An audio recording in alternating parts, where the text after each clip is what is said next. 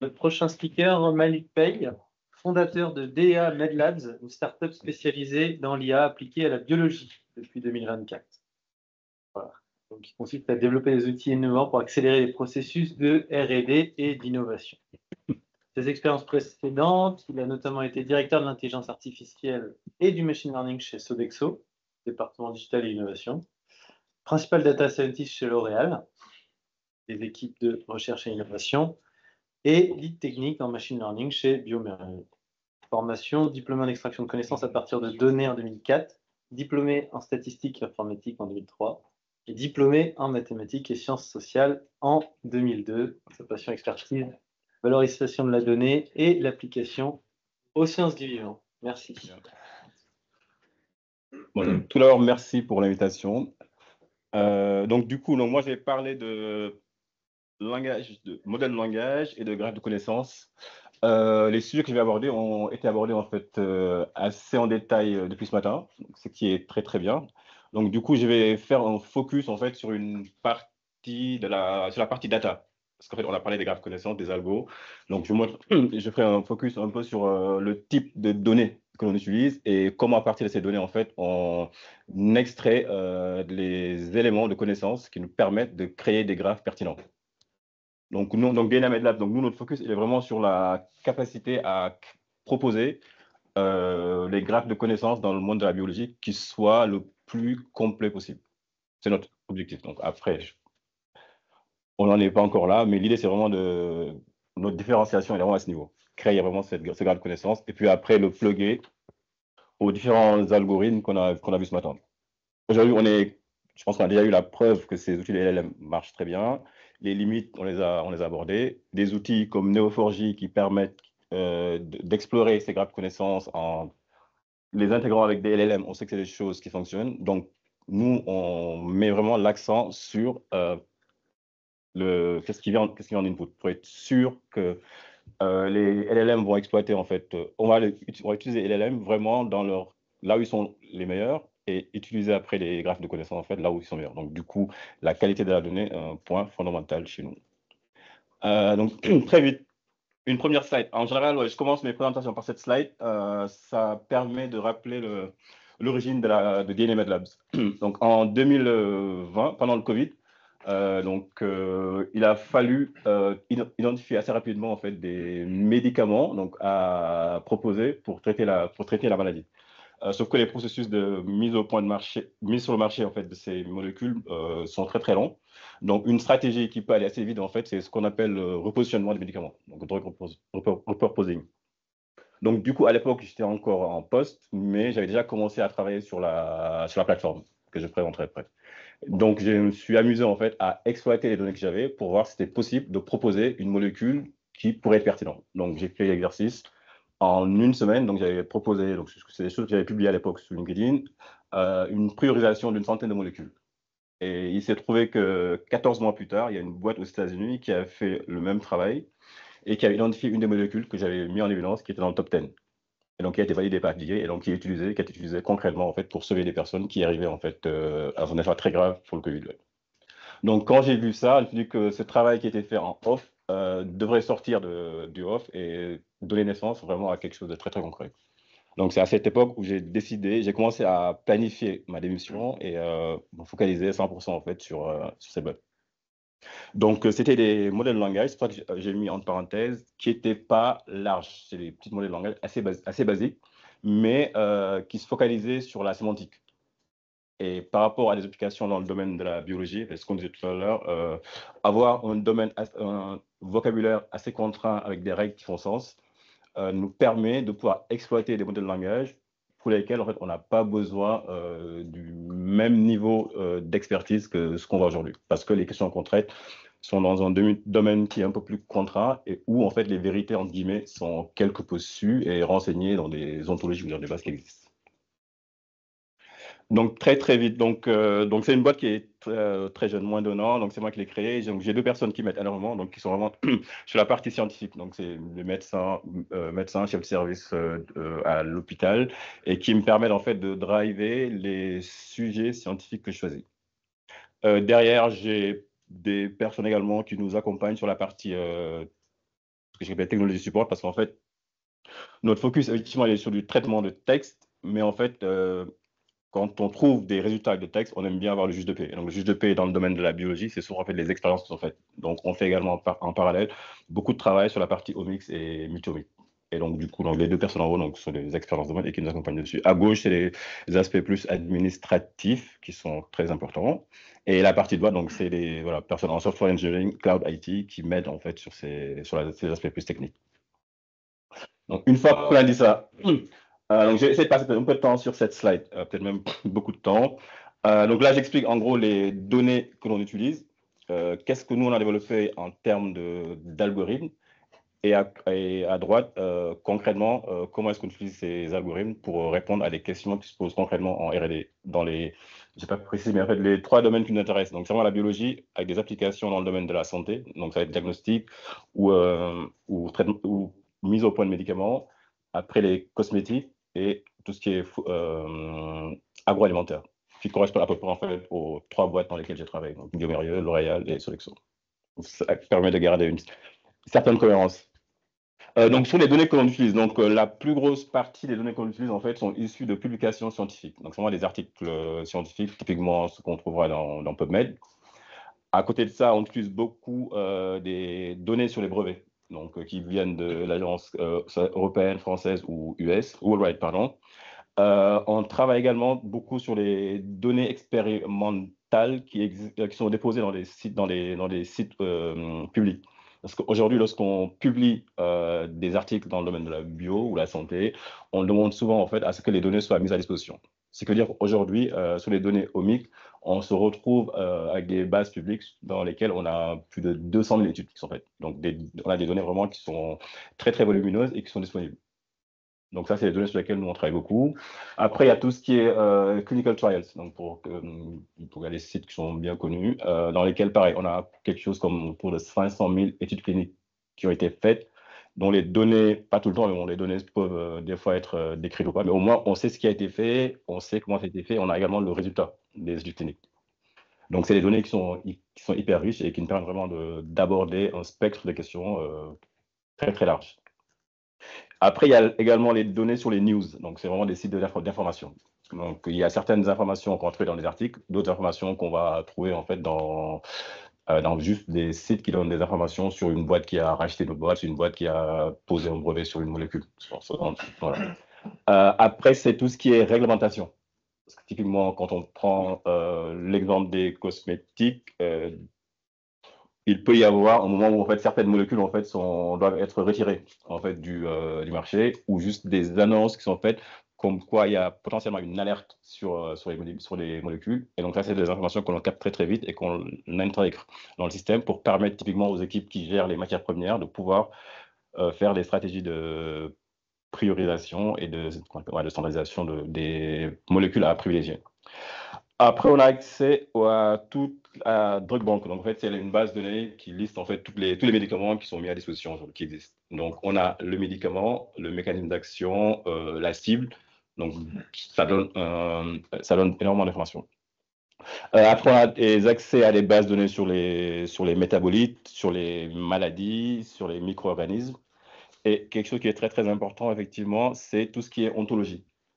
Donc, les ontologies, effectivement, donc ça va être des sources de données qui permettent de structurer une connaissance qui est validée. Donc, ça, on a vraiment un début de données, d'éléments de connaissance qui pourront alimenter assez facilement en fait les graphes de connaissances et surtout en fait nous permettre de croiser des données. Parce que donc là, je vous parle de données qui viennent d'articles qu'on va lire sur les sites de news, de réglementation, d'études cliniques, de brevets. Donc, c'est vraiment très, très, très, très, très varié. Donc, on a vraiment besoin de trouver un langage commun. Et donc, ce langage commun est fourni par les ontologies. Donc, aujourd'hui, on exploite plus de 100 ontologies pour pouvoir capter tout ce qui est biologie, tout ce qui est exposome, tout ce qui est démographie. Donc, voilà, tous les domaines qui, à un moment ou à un autre, vont être pertinents pour adresser une question que se posent les boîtes pharma, les boîtes diagnostiques ou les boîtes de cosmétiques. Et ces ontologies, c'est des choses publiques ou c'est des choses validées? Oui. En Europe, il y a EBI qui propose en fait les ontologies existantes. Il y a, je trouve pas, Obofonderie qui qui est pour moi la référence en fait sur les ontologies. Donc on a plusieurs, j'ai des centaines, mais en fait il y en a bien plus. Sauf que dans le cas qui nous intéresse, monde du vivant, je me limite à une centaine d'ontologies. Donc ça, c'est vraiment les données sur lesquelles on travaille. Et en fait, c'est ce que je disais tout à l'heure, c'est les données en fait qui ont été collectées depuis à peu près plus de 10 ans. En fait, c'est des choses que j'avais vues dans le passé. Donc c'est vraiment un long travail qui nous a permis aujourd'hui d'être pertinents sur ces données. Et je pense que c'est important parce que je pense qu'aujourd'hui, les outils commencent à être mûrs. Donc je pense qu'on a des outils qui marchent bien, qui savent faire le job. Et pour moi, voilà, le vrai point de départ reste la donnée. Et donc, la donnée qui permet de maîtriser le domaine dont on parle, d'arriver à créer en fait les bons schémas, ce dont Nicolas parlait tout à l'heure, qui est fondamental. Et donc, pour avoir la capacité de créer des schémas qui nous permettent d'explorer les questions que l'on veut, ça nécessite une connaissance assez approfondie des data domaines pour pouvoir créer des graphes de connaissances qui font totalement sens. Donc, une fois qu'on a dit ça, nous, qu'est-ce qu'on a fait concrètement? Donc, on utilise un tas d'outils que vous pouvez voir, je pense que vous connaissez globalement. Donc, Neo4j, on utilise Neo4j, on utilise d'autres outils que Neo4j, Neo-sémantique, qui permet de faire de passer de format de graphe. On utilise R pour la partie Omix, parce que Python est effectivement très, très, très développé, très, très bon pour la partie tout ce qui est AI. Mais quand on parle vraiment de traitement de Omix, la référence reste. Donc voilà, donc on utilise en fait ces deux outils principalement. Après, c'est les formats, aux nouvelles, c'est les formats standardisés. Du coup, ouais, on se focus aussi également en fait sur la standardisation des données, qui nous permet en fait de faire cette intégration. Donc c'est quelque chose qui est également très important. On n'en parle pas forcément, parce que c'est des choses qui se font en bac. Mais voilà, pour pouvoir arriver à fournir des outils tels qu'on a vu ce matin, il faut absolument arriver à intégrer les formats standards qui nous permettent d'intégrer les données, quelle que soit leur source. Donc voilà, donc avec ces outils, donc nous, qu'est-ce qu'on a fait? Donc on a créé un ensemble d'outils, donc c'est ce qu'on peut voir en vert au milieu. Donc dataset, en gros, c'est un ensemble de routines, de scripts Python qui permettent de récupérer ces données que vous avez vues à gauche et de les mettre à jour à la fréquence que l'on souhaite. Donc c'est vraiment de la récupération de données. Omix, donc c'est un ensemble d'algos, typiquement de la méta-analyse, qui va nous permettre en fait de récupérer. Typiquement, on travaille avec une société qui nous dit que nous, on travaille sur n'importe quoi, le cancer du sein. Donc, on a la capacité d'aller dans les bases publiques, identifier les 1500 études les plus récentes ou 1500 études qui parlent de cancer du sein. Vu qu'on a développé des algos sur le traitement du texte, on peut arriver assez facilement à limiter les articles en lisant leur contenu et en sachant lesquels sont plus pertinents par rapport à la question qu'on se pose. Et donc, une fois qu'on a les études, on peut récupérer les données et appliquer des stratégies de méta-analyse. Donc ça, c'est quelque chose qui est relativement bien standardisé aujourd'hui. C'est-à-dire qu'une fois qu'on a une problématique, on peut assez facilement trouver les études, faire les analyses et trouver vraiment les gènes ou les protéines qui vont être en lien avec la maladie d'intérêt.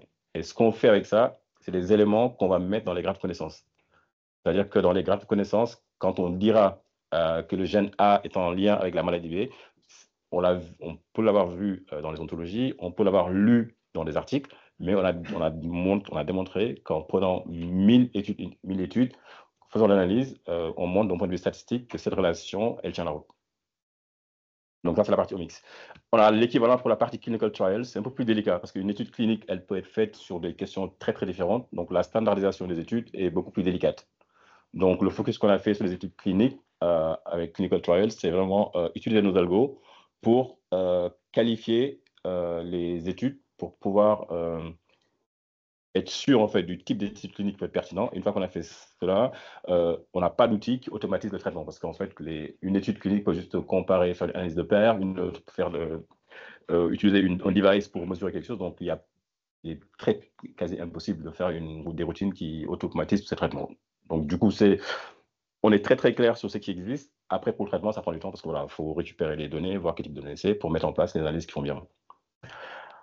Après, on a beaucoup travaillé sur la partie BioNLP. Donc, BioNLP, en fait, c'est quoi dedans? Donc, BioNLP, en gros, il y a les choses les plus simples qu'il y aura dedans, ça va être des algorithmes qui vont détecter des entités. Ce qu'on a parlé quand on parlait des graphes, donc les points centraux, donc c'est des entités.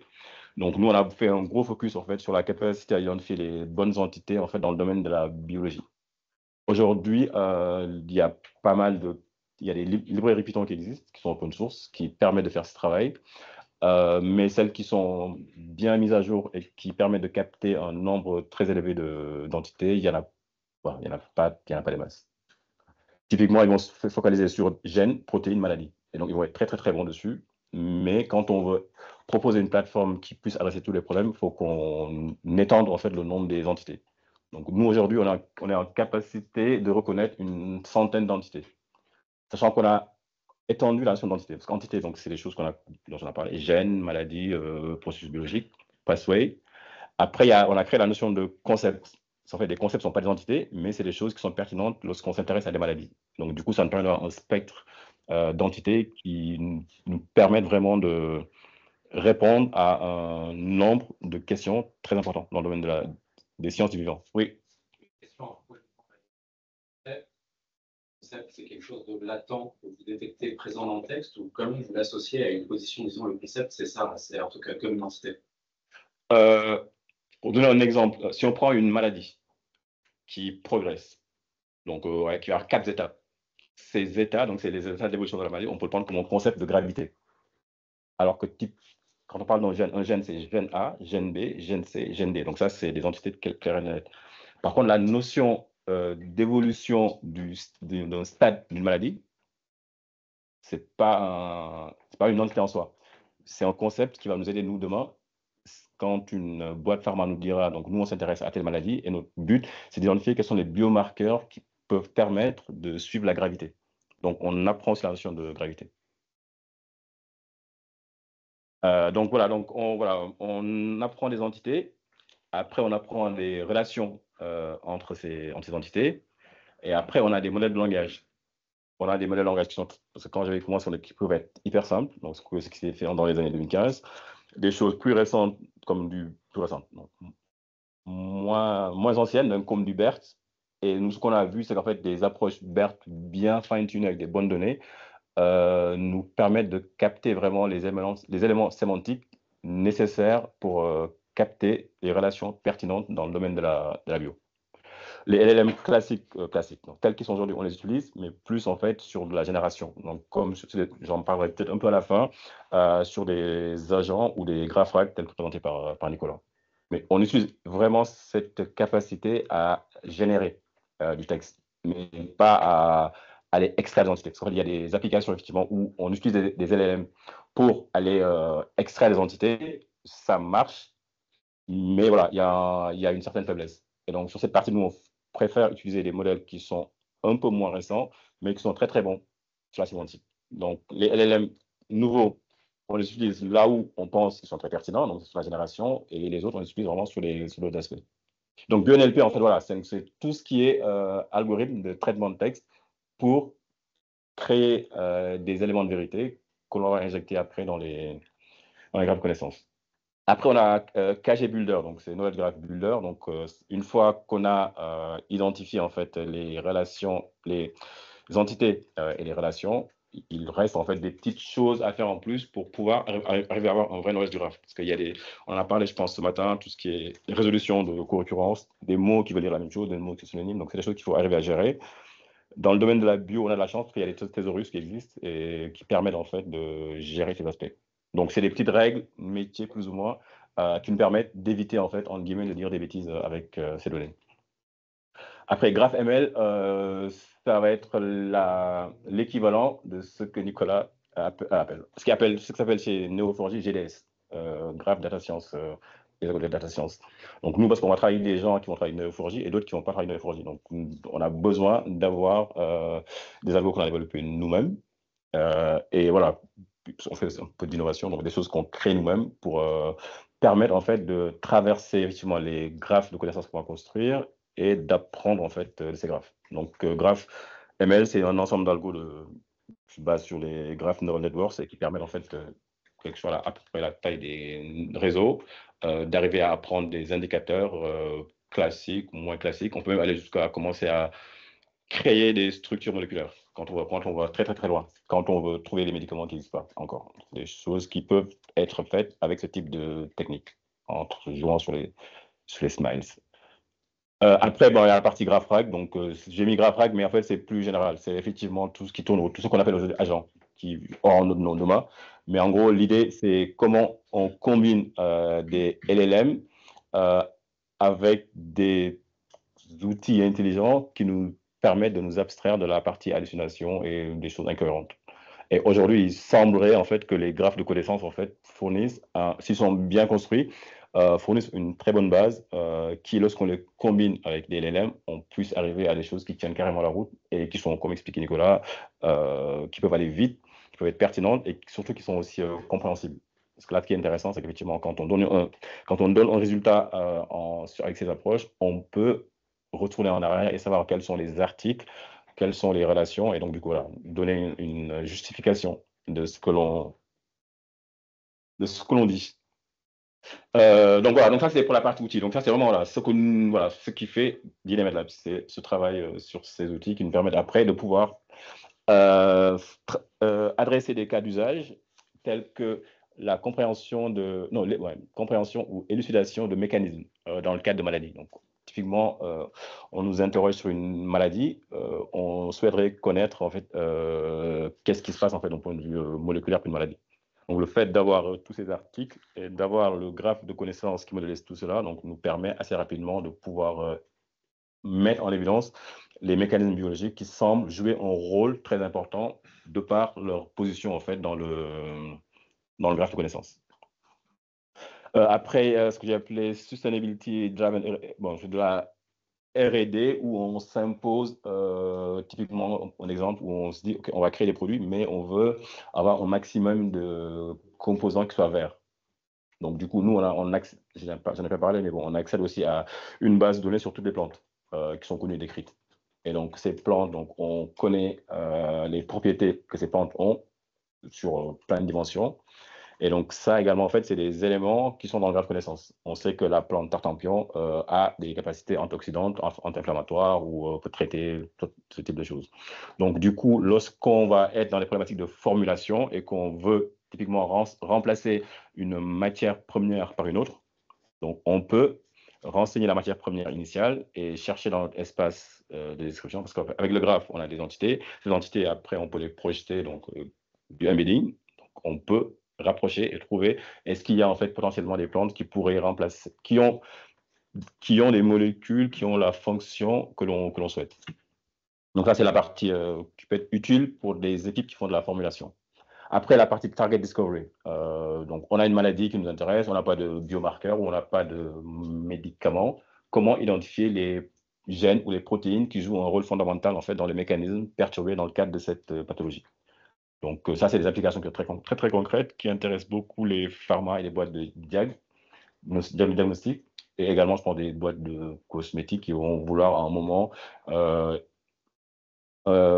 formuler un produit qui a une certaine caractéristique parce qu'on a démontré scientifiquement que c'est la protéine B qui, lorsqu'elle ne fait pas ce qu'elle doit faire, donc on se retrouve dans certains désordres. Après, en bas, c'est ce qu'on a vu tout à l'heure, dans la dernière présentation. Donc, tout ce qui est système en fait de chat et système d'agent. Donc, le chat, c'est le niveau entre guillemets le plus simple. Et agent, c'est toute la partie agentique dont on a parlé tout à l'heure et qui commence à apparaître. Donc, créer des petits agents spécialisés dans un domaine qu'on peut faire travailler ensemble pour répondre à une question très, très concrète. Voilà. Donc, voilà, cette slide, j'ai passé beaucoup de temps dessus parce que pour moi, c'est important parce que ce qui vient après, c'est des choses que vous avez vues, je pense que vous avez vues, je vais aller très vite. Mais là, le but, c'était de montrer notre positionnement et qu'est-ce qui fait que, et quels outils on propose et comment ces outils, vous pouvez les projeter dans ce que vous faites aujourd'hui. Après, une autre slide qui reprend à peu près ce qu'on a vu, mais sous un autre format. En gros, on a la data layer, donc qui sont les données qui vont être scientifiques, réglementaires et business. Donc, nos clients sont les scientifiques, mais il y a plein de dimensions qui entrent en jeu. Donc, typiquement, une boîte qui travaille sur une certaine molécule pour une maladie, c'est quand même assez important qu'ils sachent qu'il y a d'autres qui sont en train ou qui ont signé une collaboration avec d'autres boîtes qui vont travailler dessus. Donc, c'est d'autres éléments qui ne sont pas scientifiques, mais qui, dans les process de R&D et d'innovation, peuvent jouer un rôle important. Donc, ça, c'est vraiment la base. On a des données scientifiques, on a des données sur l'argumentation, on a des données business. Une fois qu'on a fait ça, on montre le niveau d'après, on a la donnée, comment est-ce qu'on enrichit la donnée? Donc, on l'enrichit avec des ontologies, avec des graphes de connaissances et puis avec de la logique business qui nous permet de pouvoir facilement après créer. Après, j'ai mis Executive Workflow et AI Agent Studio. En gros, c'est voilà, des outils qui ont des noms aujourd'hui, qui ont d'autres noms demain. Mais voilà, à partir de ça, créer ça peut être des apps ou des agents tels qu'on le dit aujourd'hui. Demain, ce sera un autre nom. Bon, là, je pense qu'on peut aller vite dessus. Là, c'est juste une slide qui montrait en gros comment est-ce qu'on travaille. Donc, en gros, tout ce que je vous ai montré tout à l'heure comme outils, c'est des outils, en fait, c'est des packages Python qui existent et qui sont disponibles sur GitHub. C'est-à-dire que typiquement, quand on travaille avec des gens, on peut ouvrir nos packages pour les détendre par rapport à leurs besoins. C'est la partie un peu commerciale. Là, c'est juste un petit exemple pour qu'on voit à peu près ce dont on parlait tout à l'heure. Donc là, en fait, c'est un graphe de connaissances qu'on a construit. À gauche, en fait, c'est le type d'entité qui sont dans ce graphe. Donc, des exemples juste. Donc là, on a des organes, des maladies, des gènes, des outcomes. Donc, outcome, typiquement, en fait, c'est une personne qui a une maladie, on le traite, il s'en sort ou il s'en sort pas. Donc ça, c'est pas une entité. Mais c'est un concept qui est intéressant dans les maladies. Donc, du coup, la notion d'outcome peut être intéressante. Tout ce qui est anormalité, tout ce qui est approche technique, biological process, le matériel, est-ce qu'on travaille sur du sang, sur de l'urine, sur les voilà, biomolécules, les cellules, les composés cellulaires, les pathways, les protéines, voilà. Donc juste pour dire que on essaie de capter en fait tous les éléments qui permettent vraiment de décrire en fait la biologie. Et après, à côté, à droite, ce qu'on voit pas très bien, sur la partie noire et gris, en fait, c'est les relations. Une fois qu'on a les entités, ce qui est intéressant après, c'est de savoir quelles sont les relations qui existent entre les différentes entités.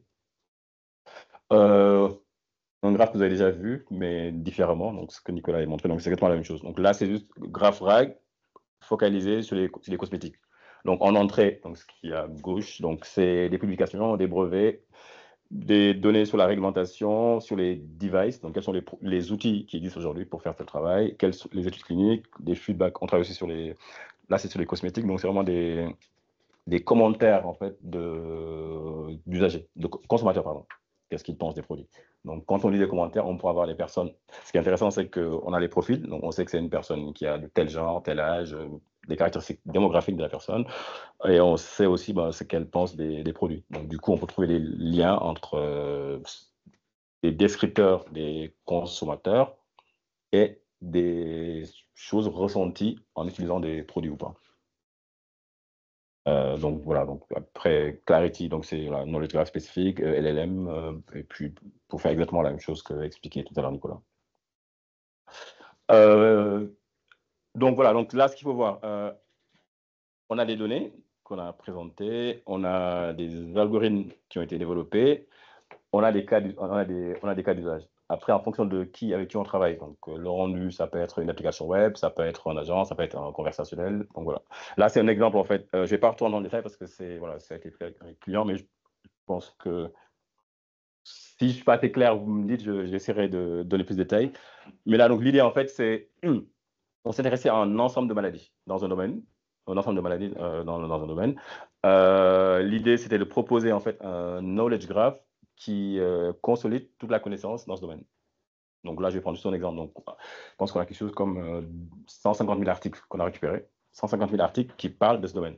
Donc, à partir de ces articles, donc chaque article, on prend le résumé et on le fait passer dans BioNLP, qui va nous dire dans cet article, on parle de telle entité, de telle entité. Et il semble qu'il y a une relation entre ça et ça. Et ça, on le fait pour tout le monde. Et donc, ce qu'il fait, donc, c'est un LLM, c'est des LLM, après des règles business, et voilà, plein de petites choses qui nous permettent d'extraire des relations en utilisant aussi les ontologies existantes. Parce que dans les ontologies, on a des règles qui sont décrites. Donc, quand on a un vocabulaire contre des articles, on va le mapper dans les ontologies pour voir qu'est-ce qui est connu aujourd'hui. Est-ce qu'on le retrouve ou pas. Donc, en faisant ça, donc, on crée un gros graphe de connaissances. Donc, on va mettre à disposition via un outil pour qu'on puisse l'explorer. Donc, je vais le graphe connaissance et aussi l'interroger. Donc, quand on parle d'exploration, donc là, on ne voit pas, mais faites-moi confiance. Donc là, en fait, chaque symbole, en fait, c'est une entité. Donc, ce qui ressemble à des bugs, donc c'est des maladies. Donc là, en gros, on a un graphe qui est focalisé, en fait, centré sur une maladie. Et les liens vers les autres bugs, donc c'est les maladies qui sont proches. Donc ce qui est intéressant, c'est qu'on peut décrire un univers de maladies qui nous intéresse Et ce graphe va nous permettre de pointer d'autres maladies qu'on n'avait pas identifiées, mais en fait qui naviguent en fait dans le même espace biologique. Donc, juste en bas, en fait, ce qu'on a, en fait, c'est des symptômes sur les maladies. Les cases qu'on voit là, donc c'est des médicaments. Sur la partie droite, on voit beaucoup de choses. On voit c'est focalisé sur les traitements. Quels sont les traitements qui sont pertinents pour chaque type de maladie? Ce qu'on voit là qui ressemble à une flèche qui monte, en fait, c'est des scores. En fait, pour les maladies qui nous intéressent là, en fait, il y a des scores cliniques qui existent, qui sont connus. Donc là, en fait, on peut, sur le graphe, voir quels sont les scores cliniques utilisés aujourd'hui par les médecins et comment ces scores cliniques, en fait, sont associés, en fait, à des choses que l'on connaît et donc qui peuvent nous aider, en fait, à mieux comprendre ce qui se passe. Là, donc je ne sais pas si on voit bien. Les points en rouge, en fait, c'est les cibles. Donc, ça veut dire que typiquement, juste sur un graphique, le client peut aller sur le graphe et identifier, en fait, une cible qui peut être pertinente pour sa maladie. Donc, tout de suite, voir une cible et après creuser pour savoir s'il faut qu'on aille plus loin avec cette cible. Après, il y a d'autres informations. Donc, il y a ce qui ressemble à des barcodes, en fait, c'est les caractéristiques humaines, des caractéristiques démographiques des personnes. Donc, ça veut dire qu'on va voir que cette maladie-là, je pense que c'est Inde et Corée. Donc, c'est des problématiques qui semblent être beaucoup d'intérêt dans ces pays. Donc là, c'est un graphe. C'est un graphe, mais c'est juste un millième de ce qu'est le graphe réellement. Donc, ça veut dire que si on s'intéresse à tout le graphe, on est dans quelque chose d'assez énorme. Et pour en tirer de la connaissance, ça peut être difficile. Et donc, c'est là où, en fait, interviennent, en fait, les algorithmes GLS, des algorithmes de graphes qui permettent de naviguer dans le graphe. Donc, ça veut dire, quelle que soit la taille de notre graphe, on a des algorithmes qui vont apprendre le poids de chaque élément du graphe pour permettre après de faire un classement pour dire quels sont les éléments les plus intéressants. Là, ce que je montre comme exemple, en fait, donc, imaginez que donc là, vous avez 100 000 lignes, en fait. Donc, chaque ligne, c'est une entité. Donc, le client peut se dire, moi, ce qui m'intéresse, moi, je suis pharma, je crée des médicaments. Donc là, il y a une colonne, en fait, qui indique, en fait, le type d'élément. Donc, je vais faire juste un filtre. En faisant juste un filtre sur les médicaments, l'application vous permet, en fait, d'avoir le tri, qui est une priorisation des molécules les plus pertinentes par rapport à ces maladies. Donc là, l'exemple que je vous donne, on est sur des maladies qui sont connues. En faisant cet exercice, les 3 premiers qui sortent, c'est 3 choses qui sont connues, validées et utilisées. Et après, l'intérêt, en fait, ça va être de descendre un peu plus bas.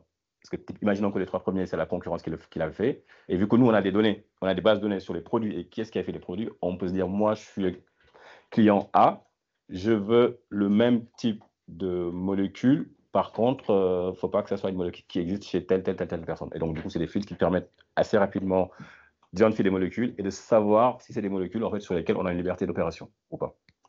Donc là, c'est sur les drogues, on peut faire la même chose sur les cibles.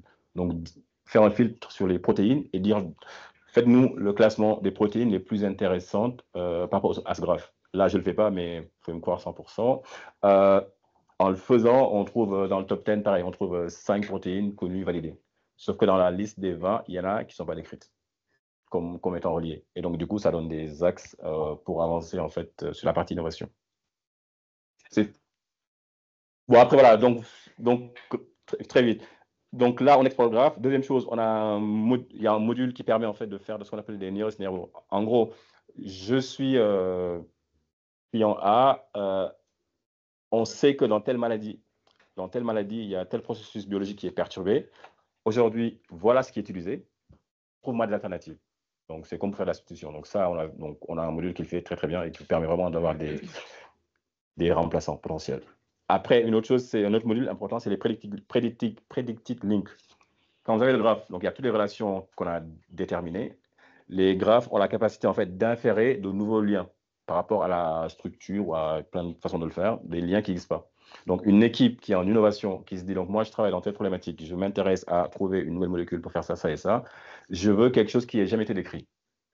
Donc, qui n'a jamais été décrit, mais pour lequel on pense qu'il y a des éléments qui nous font penser qu'il y a quelque chose. Et donc, ce module nous permet, en fait, d'identifier tous les liens qui sont nouveaux et qui peuvent être un point de départ pour faire de la recherche. Bon, après, voilà. Après, là, c'est un agent sur lequel on a travaillé. C'est une première version très, très récente. En fait, en gros, qui permet de chatter avec le graphe de connaissance. Donc, vous lui dites quels sont les gènes qui sont, il vous répond. Quels sont les gènes qui sont ça, et il vous répond. Donc, pour dire que là, une fois qu'on a fait les graphes, on les a intégrés dans un outil, ce que vous avez vu, on les a intégrés dans des agents, et la next step, en fait, c'est de les intégrer dans des multi-agents, où on fait travailler plusieurs agents et on leur fait faire un job.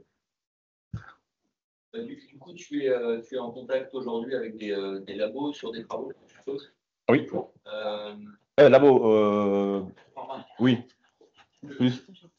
Parce que je pensais à Servier qui a. Ils ont fait des. Tu connais Jérémy Grignard? Non, mais je sais que Servier, ils ont fait des choses sur les graphes connaissances il y a quelques années. Ça s'appelle Pegasus. Ouais, c'est ça. Et ce graphe permet de gagner du temps sur très en amont sur la base de l'équipe. Je connais, ouais, Pegasus. Ouais. Donc, nous, ce qu'on a vraiment fait, c'est vraiment en fait d'essayer de créer, voilà, d'intégrer des entités qui aujourd'hui sont pas bien décrites.